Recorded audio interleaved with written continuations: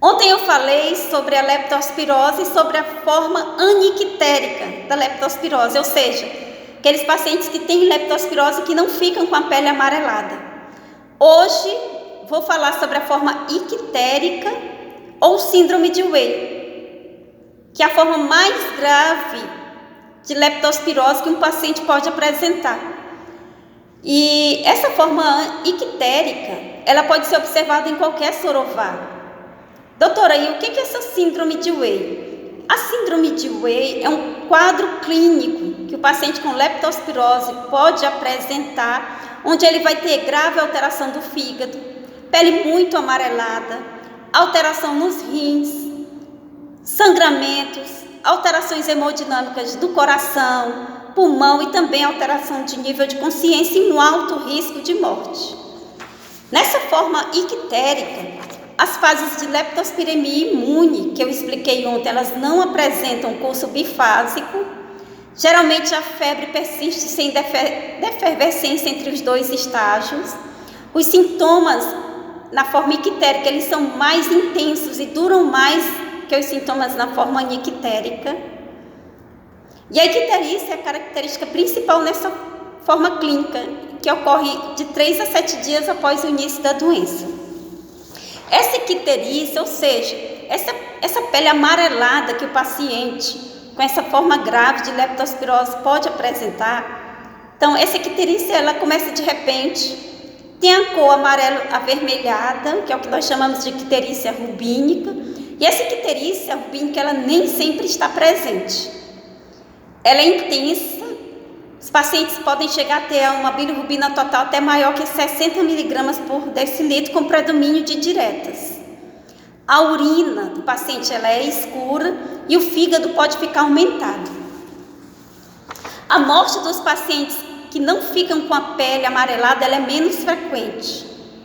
E alterações nos rins, sangramento e complicações do coração são mais comuns naqueles pacientes que ficam amarelos, ou seja, pacientes que ficam com icterícia. Doutora, e como que é esse comprometimento dos rins que os pacientes com leptospirose podem apresentar? Eles podem apresentar aumento da excreção de sódio, ou seja, eles perdem mais sódio. Podem apresentar leucócitos na urina, sangue na urina, proteína na urina e também cristais na urina, né? Cristalúria. A quantidade de urina não é um bom sinal para a gente dizer, olha, esse rim do paciente está funcionando porque ele está urinando muito. Não, isso não é um bom sinal para avaliar se o rim está funcionando bem ou não. Por quê, doutora? Porque na leptospirose, a insuficiência renal, ou seja, o acometimento do rim, ele pode ser do tipo que o paciente está urinando pouco, que é a oligúrica, o paciente não está urinando nada, que é a anúrica, que inclusive é aquela que tem o maior risco de evoluir de forma mais grave, ou o paciente está urinando normal, que é não oligúrica. Então, não oligúrica. Então, não adianta eu apenas avaliar se o paciente está urinando bem ou não, para dizer se o rim está funcionando bem ou não. Uma característica importante da lesão renal, ou seja, lesão dos rins aguda, ela é a associação de alterações hemodinâmicas, ou seja, o paciente está com uma desidratação intensa, ele está com a pressão baixa, e isso, por tempo muito prolongado, faz com que o rim sinta, e o rim ele vai apresentar uma necrose tubular aguda. A acidose metabólica e o aumento de potássio que ocorre na lesão renal aguda isquêmica não ocorre na leptospirose. Ah, doutora, mas paciente que tem problema nos rins não fica com potássio alto? Isso, só que na leptospirose é diferente. O paciente ele pode apresentar o potássio normal ou o potássio baixo. Ah, doutora, interessante. Sim, inclusive isso nós usamos na hora de fazer o diagnóstico desses pacientes. As alterações ácido-básicas, elas são discretas, então a alcalose respiratória compensada ou descompensada, elas são mais comuns. E a acidose metabólica, ela é mais frequente nos casos com oligúria. Como eu falei, o potássio no sangue do paciente geralmente está normal ou diminuído. Diferente daqueles outros pacientes que apresentam alterações nos rins, onde o potássio frequentemente está aumentado. Então, aqui na leptospirose, o potássio vai estar normal ou diminuído. E por que isso acontece, doutor? Então, vamos lá. Isso é explicado por uma alta excreção de potássio que acompanha a excreção de sódio, que ocorre na leptospirose.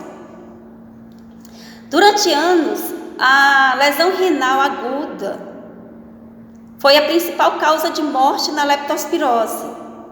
Hoje, já que existe hemodiálise e o paciente, quando é recebido no hospital, está lá internado na UTI, pode fazer hemodiálise nesse paciente, então diminuiu muito o número de mortes daqueles pacientes com leptospirose devido a esse problema dos rins, por causa da hemodiálise. Então, hoje, as complicações do coração, também o sangramento, esse sangramento, principalmente do pulmão e do intestino, são as principais causas de morte na leptospirose. O envolvimento do coração, ele pode ser visto em qualquer forma clínica, né? Então, o paciente pode apresentar uma inflamação do músculo do coração, né? Miocardite, pode apresentar colapso circulatório, coração aumentado, né? Insuficiência cardíaca. Mais frequentemente, esse paciente pode apresentar alteração no eletrocardiograma e do ritmo cardíaco. O paciente pode apresentar também alterações de repolarização, bloqueio atrioventricular, ritmo juncional, bloqueio de ramo, sobrecarga ventricular direita, sobrecarga ventricular esquerda e também sobrecargas atriais. E em relação aos sangramentos, né, os fenômenos hemorrágicos, eles são relativamente frequentes na síndrome de Weyl.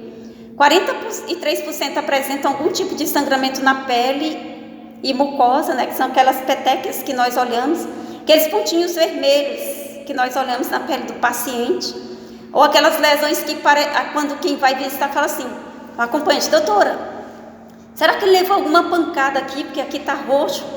Mas não é por causa desse trauma, não é por causa dessa pancada, mas é porque o paciente com leptospirose, ele tem esses quadros de sangramento e às vezes aparece na pele algumas manchas. O paciente pode apresentar também hemorragia no pulmão, né? Sangramento do pulmão. Ele pode tossir e esse escarro dele sair com as rajas de sangue. Ou ele pode começar a tossir e começar a sangrar muito, que é uma hemorragia do pulmão maciça. O paciente também pode apresentar sangramento intestinal, pode apresentar vômitos com sangue, fezes escurecidas ou também os quadros de enterorragia. Em relação ao aparelho respiratório, então a insuficiência respiratória é frequente nos casos mais graves, né? E ela é atribuída a alterações da difusão do oxigênio através da membrana alveolo-capilar, decorrente do edema e extravasamento de sangue no intestino pulmonar, e também ela pode ser atribuída pelo aumento do shunt arteriovenoso. Os sinais e sintomas, eles começam a decair depois da 3ª e 4ª semana da doença.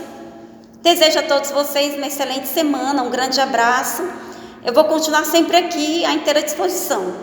Para o vídeo não ficar muito longo, eu vou fazer o próximo vídeo sobre diagnóstico, tratamento e também formas de prevenção de leptospirose. Um grande abraço a todos.